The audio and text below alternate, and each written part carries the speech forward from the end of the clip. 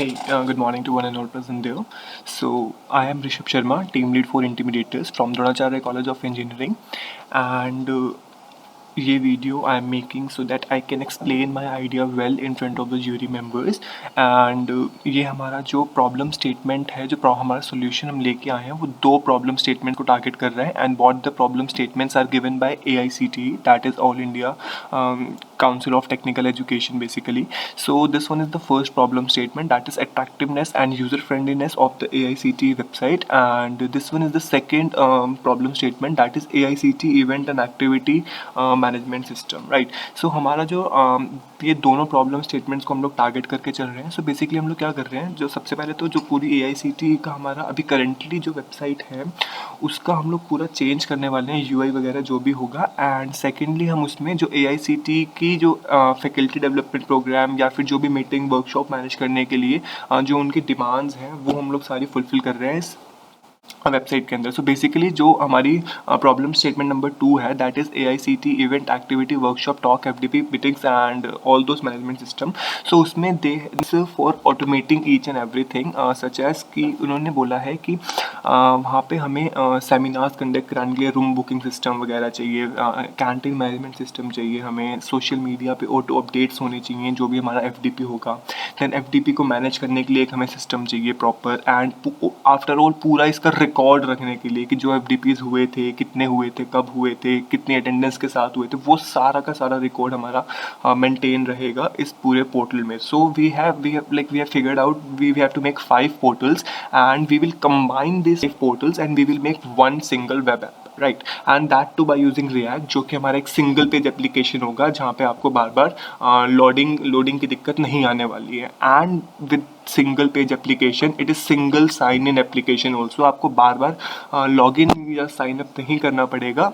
Suppose कि जैसे हमने जो 5 इसमें देखे हैं अपने मॉड्यूल्स रहेंगे, we have 5 modules. So first one is AICTE modules, then AFDP module, then canteen management system, social media platform and booking management system, right. So ये 5 मॉड्यूल्स हमारे रहने वाले हैं. सो फर्स्ट जो व्हाट वी हैव, AICTE का module हमारी जो पूरी AICTE की वेबसाइट है, जो करेंटली एग्जिस्टिंग वेबसाइट है वही होगी, बस उसमें थोड़ा बेटर UI होगा उसका. एंड वहाँ पे हमारा उसके बाद हमारा जो AFDP है, AFDP वगैरह जो मॉड्यूल होगा, वहाँ पे सारे FDPs जो हमारे शेड्यूल होंगे या जो पहले हो चुके होंगे या जो फर्दर होने वाले होंगे, उनकी सारी की सारी डिटेल्स हमारी AFDP वाले पोर्टल में रहेगी. एंड ये सारे के सारे पोर्टल्स आपस में इंटरकनेक्टेड रहेंगे विद अ सेपरेट बैकएंड. से what do I mean by this, तो इसका मेरे मतलब ये था कि जो इनका लॉगिन या साइन अप नहीं पड़ेगी, उसके बाद हम लोग AFDP भी एक्सेस कर सकते हैं, सोशल मीडिया भी एक्सेस कर सकते हैं, और अगर हमें अपने लिए कोई सीट अवेलेबिलिटी बुक करनी है FDP वगैरह के लिए तो हम वो भी एक्सेस कर सकते हैं by doing a single login, right. तो ये हमारा कुछ एक बैकएंड का जो स्कीमा रहता है वो मैंने डिज़ाइन की. एंड यहाँ पे किस तरीके से हमें, क्योंकि देखो अब यहाँ पे हम लोग 5 पोर्टल को मैनेज करके चल रहे हैं यहाँ पे, तो सिक्योरिटी को माइंड में रखते हुए हमने कुछ हायरार्की सेट करी है जहाँ पे हम लोग ने बहुत सारी हायरार्कीज़ हैं. एक हमारे पास एडमिन है, देन एक सुपर एडमिन है, उसके बाद कई एडमिन्स हैं, उसके बाद उसके कुछ रोल्स हैं, है ना. तो रोल बेस्ड हायरार्की है ये.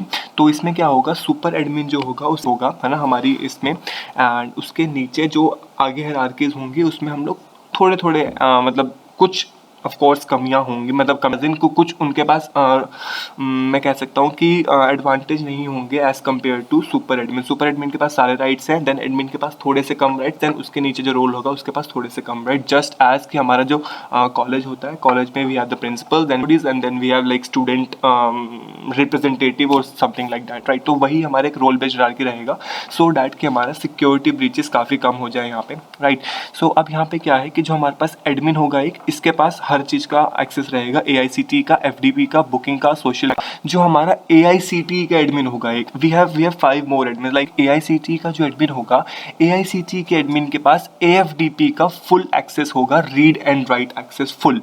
मतलब ये AFDP मतलब जो FDPs हैं उसको शेड्यूल भी कर सकता है एंड मतलब उसको कैंसिल भी कर सकता है, शेड्यूल भी कर सकता है, सब कुछ कर सकता है FDP वाले पोर्टल पे, राइट. सो इसके पास इसका फुल एक्सेस रहेगा. उसके बाद क्या, उसके बाद AICTE का जो एडमिन होगा, मैं आपको एक बार दिखाना चाहूँगा। या सो जो AICTE का एडमिन होगा उसके पास यहाँ से अपने जो ये वाला है मेरा क्या बुकिंग का उसके पास फुल एक्सेस होगा कि वो बुकिंग कर रूम में हमारी FDP कंडक्ट होगी, कितने सीट्स अवेलेबिलिटी है, क्या है, सारी चीज़ें मैनेज कर सकता है AICTE का जो एडमिन रहेगा। इसके बाद क्या, सोशल मीडिया का इसके पास फुल एक्सेस रहेगा, रीड एंड राइट दोनों एक्सेस। फुल एक्सेस से मेरा मतलब है रीड एंड राइट दोनों का एक्सेस, राइट।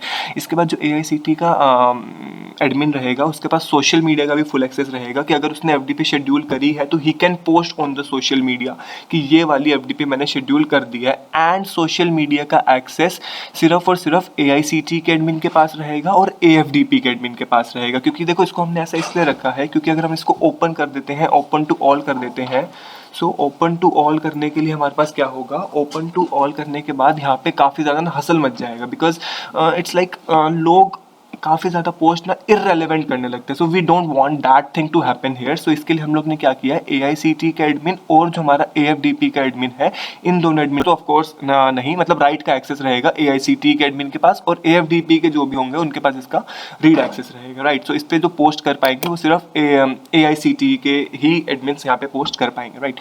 उसके बाद जो AICTE का एडमिन है, कैंटीन मैनेजमेंट का, उसके पास सिर्फ रीड एक्सेस होगा, राइट एक्सेस यहाँ पे हम AICTE को एक्सेस नहीं दे रहे हैं। सो यहाँ पे हमारा रोल बेस्ड हायरार्की काम आता है। यहाँ पे क्या होता है कि जो सुपर एडमिन है उसके पास तो कैंटीन का फुल एक्सेस रहेगा, लेकिन जो AICTE का एडमिन है उसके पास सिर्फ और सिर्फ रीड एक्सेस रहेगा। ये भाई ऑर्डर प्लेस कर सकता है और ये देख सकता है कि क्या क्या हमारे पास मेन्यू में अवेलेबल है। अब कैंटीन का जो भी हमारे पास फुल एक्सेस रहेगा वो किसके पास रहेगा, जो भी कैंटीन का जो एडमिन होगा उसके पास इसका फुल एक्सेस रहने वाला है, राइट। उसके बाद हम बात करते हैं अब FDP की। तो AFDP जो होगा, इसका जो भी एडमिन वगैरह होगा, AICTE की वेबसाइट पे इसके रीड एक्सेस रहेगा बस, राइट एक्सेस कुछ नहीं होगा। राइट एक्सेस AICTE की वेबसाइट का AICTE वाले एडमिन के पास ही होगा बस।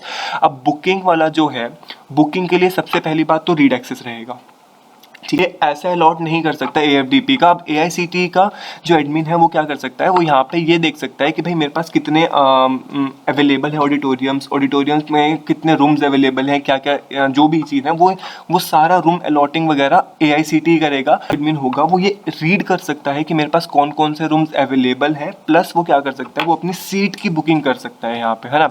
तो ये हमारे पास एक फैसिलिटी है जो AFDP में रहेगा। वो उसमें क्या फैसिलिटी दी है हमने कि सीट बुकिंग की फैसिलिटी हमारे पास यहाँ पे प्रोवाइड कर देते हैं हम लोग AFDP के पास, राइट।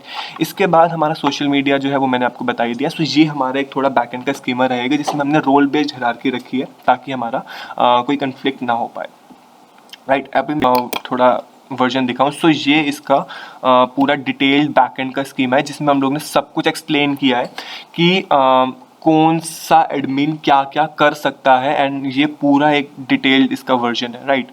सो यहाँ पे हम लोग देख सकते हैं कि अगर मैं कैंटीन की बात करता हूँ तो कैंटीन का जो एडमिन है, कैंटीन का एडमिन क्या क्या कर सकता है, बिल्स व्यू कर सकता है, प्रोडक्ट को मैनेज कर सकता है, ऑर्डर मैनेज कर सकता है, यूजर्स मैनेज कर सकता है। डैशबोर्ड इसका एक होगा, कैंटीन मैनेजमेंट का जो एडमिन होगा उस डैशबोर्ड में क्या होगा, टोटल प्रोडक्ट कितने हैं, टोटल कैटेगरीज कितनी है, टोटल बिल कितना जनरेट हुआ है। इसके बाद वहीं अगर मैं बात करता हूँ किसी और की जो कैंटीन मैनेजमेंट का पार्ट नहीं है, सो सपोज करो ये कैंटीन एडमिन का हो गया यहाँ पे। अब इसके बाद जो फैकल्टीज होगी हमारे, मतलब जो यूजर एंड के पॉइंट ऑफ व्यू से, सो यूजर पॉइंट ऑफ व्यू से क्या हो सकता है, यूजर पॉइंट ऑफ व्यू से सिर्फ अपना बिल देख सकते हैं वो कि हमारा कितना बिल हुआ है, ऑर्डर को मैनेज कर सकता है, और उनका एक यूजर का डैशबोर्ड होगा जिसमें उनकी सारी रिकॉर्ड होगा कि उन्होंने क्या क्या ऑर्डर किया और कितना उनका बिल आया। तो ये हम लोग मतलब यहाँ पे एक पूरा एक डिटेल्ड बैकएंड का स्कीमा है जो हमने तैयार किया है, राइट। सो इसको भी हम रेफर कर सकते हैं, and this thing you will find in the Word document and the PPT that we would be attaching with this है, जिसकी details you would be getting in the Word document as well. So I think this would be better if we refer there. And ये कुछ backend का schema, database का schema है जो connectivity database रहेगी हमारी वो। And let me now show you कि हमारा जो फ्रंट एंड है जो हमने डिज़ाइन किया वो किस तरीके से दिखने वाला है। सो या here it is.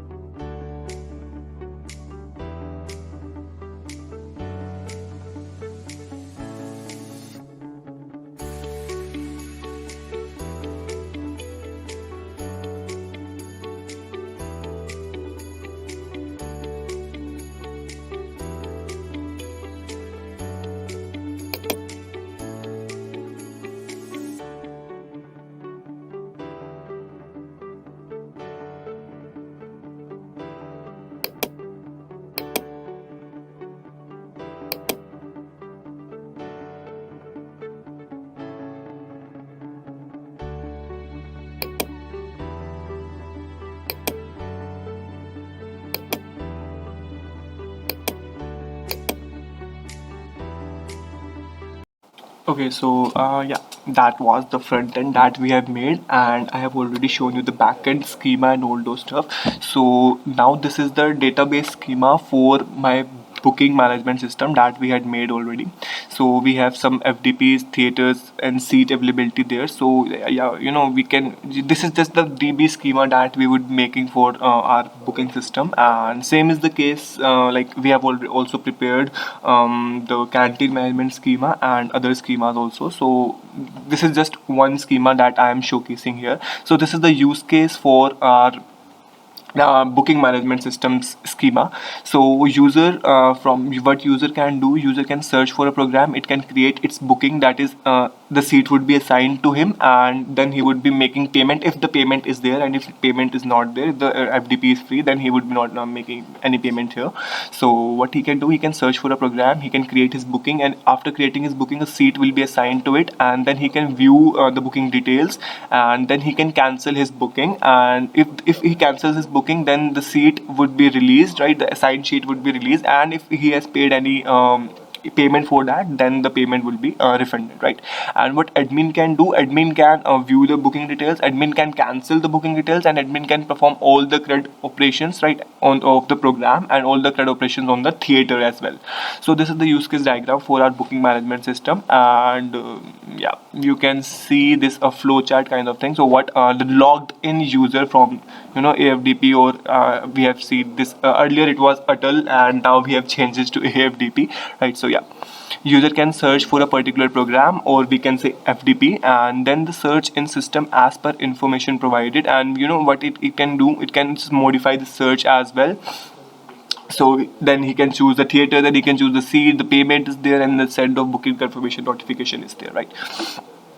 So this is the complete booking schema that we have made. And so yeah, one more hidden feature in this is like we are not making this for the normal people, but also we are targeting the physically disabled people here. So this website would be for the people who are color blind, right? So they can also use this website very easily. So we have two I can say themes in this. The first one is for the normal people, and the second one is for the color blind people. So one who is color blind can also have the look and feel of this website too. So this is the showstopper. No, this is not the showstopper actually. Showstopper can be something. Okay, we will discuss it later.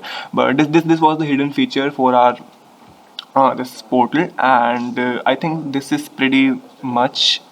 We have nothing to say more. So thanks for your time, and thank you.